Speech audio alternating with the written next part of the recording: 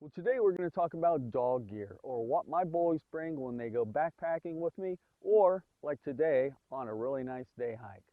Well, let's get the pack off of them and let's see what Courtright brought with him today. All right, well, let's go through the gear that my dogs generally bring in their backpacks when we go on trips. First off, on the backpack, this is the Rough Wear approach pack. It's I think a mid-range pack. I think they have several. One's a little bit larger than this, but I kind of like this for its streamlined size, and it can carry pretty much most of the gear that they need. There are a couple of zippers, and I've got a little blinker light. Now I put these around their necks. This is a Night Eyes blinker. Goes around real easy, and you just press it, and it blinks. It's going to be a red light. I think this one's pretty much dead, so I need to replace the watch battery that goes in the back. So yeah, I can see it here in the light. You can barely see it, but always make sure I have this inside for each of the dogs. So I'll carry two of them. That way, when we get to our camp or when it gets dark, I can put them around them, and whenever we're in a spot. When it's going to be nighttime, I know where they're at. So, in the other side, I carry some first aid supplies. Now, I'll carry a first aid pack with me, first aid kit, and I'll have tweezers and some other stuff that I'll use with them, tape, that kind of thing. But in this, I pretty much bring some things that are specific to the dogs. I do have Pepto-Bismol tablets, so if they get sick or they're not feeling well, they're throwing up, I can give that to them. Also, my dog Jax, he's not as young as he used to be, so I have some glucosamine with chondroitin in here, and maybe one or two Rimadyl just in case one of them gets hurt. So this is an old prescription, so I'm hoping that it will work for them whenever they get hurt on the trail, or if something's going wrong with the dog, they're kind of limping. Usually that's with Jax because he's a little bit older. Okay, so let's look inside these big pockets. We'll go with the left one as it's oriented towards the dog. Inside this pocket, I've got a Ziploc bag.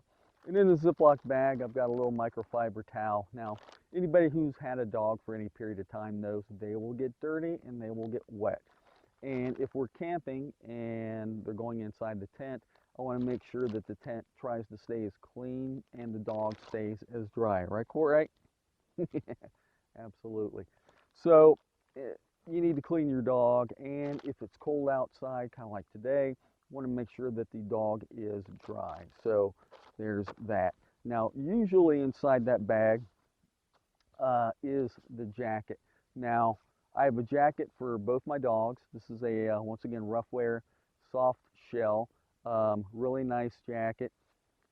Relatively waterproof considering that it's quite old. Each one of them has a soft shell jacket.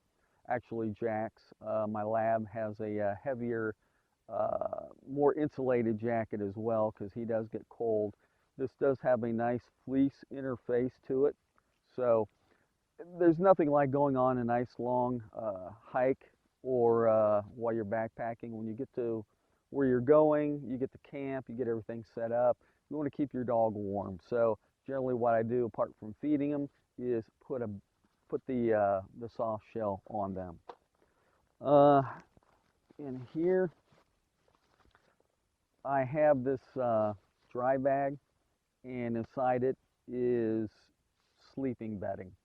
My dogs generally need a lot of bedding, particularly in the wintertime. Not so much in the summertime, but this time of year when it's cold, it's rainy or snowy, they're going to need to stay warm. So this is actually just a very lightweight down throw, which is why it's compacted so much.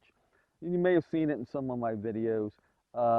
It's very lightweight, very small, and to be honest, I don't think it's the warmest, but because it compacts into such a small form factor, it's something that they can carry, that they can bring to the camp with us.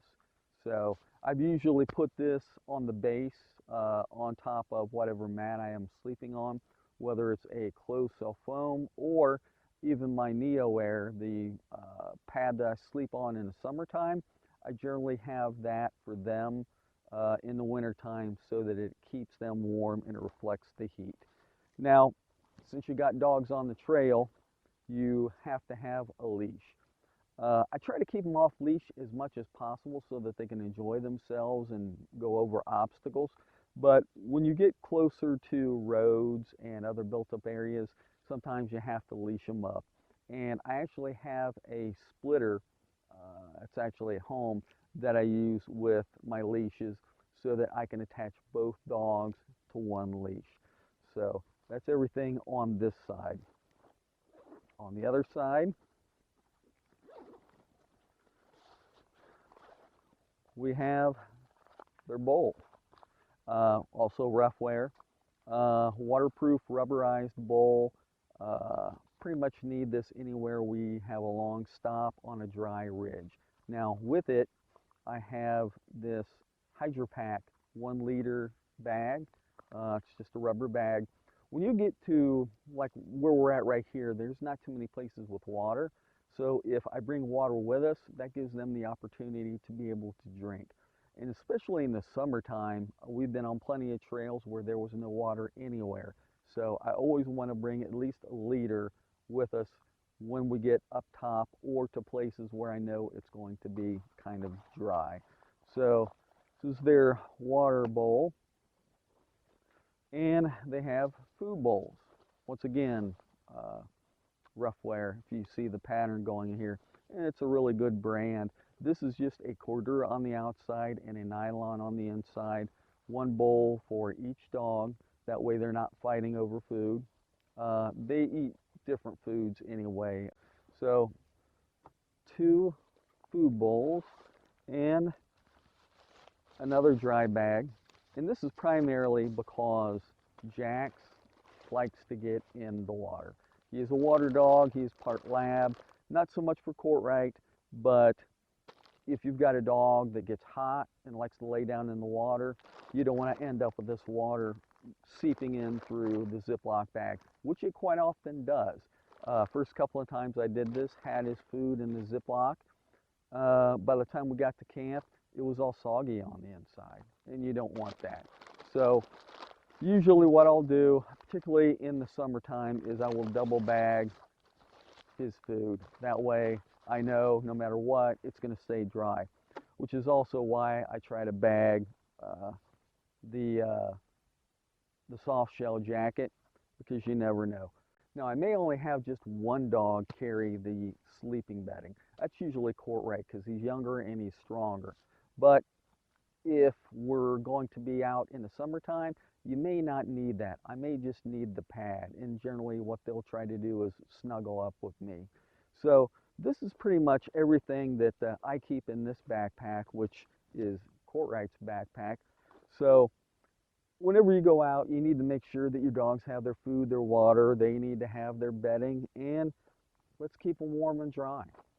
Now remember, most dogs can handle carrying about 10% of their body weight. Courtright here weighs 75 pounds, so I want to keep his weight around 7.5 pounds or less. And even though Jax is bigger, he's actually about 95 pounds. Because he's older and he's starting to have problems with his joints, I'm going to keep his weight in his backpack well below 9.5 pounds. I generally want to cut it actually in half because of his age. He is 10 years old, and you've got to bear that in mind. If you have an older dog, you might not necessarily want to weigh him down with all the gear that he needs. Just keep it with the food and maybe some water. Try to keep it around the 5-pound area, and maybe his jacket, something to keep him nice and warm and dry. But when you've got an active dog like Courtright, who's very young, Courtright's actually only about 6, actually about 6.5 now, aren't you, Courtright? You can add a little bit more weight to what he's carrying, so you can get him up to that 7.5 pounds. That way you can keep your other dog or your older dog or your smaller dog, keep their weight down. That way those dogs are carrying some weight, they're taking weight off of your back, And here's the best thing. When your dogs are carrying some of their own gear, that means maybe they're not going to be as adventurous as they would be since they know they're hauling some weight. They may not take off after those deer or squirrels or whatever they may see. It may keep them, hey, I've got all this gear on me. Now, most dogs, well, I won't say most dogs. Now, dogs like Courtright will chase after whatever they see anyway, but it will get them stuck if they're carrying this big backpack full of gear. So they won't be able to get away or get into any kind of mess. And this is my dog gear loadout.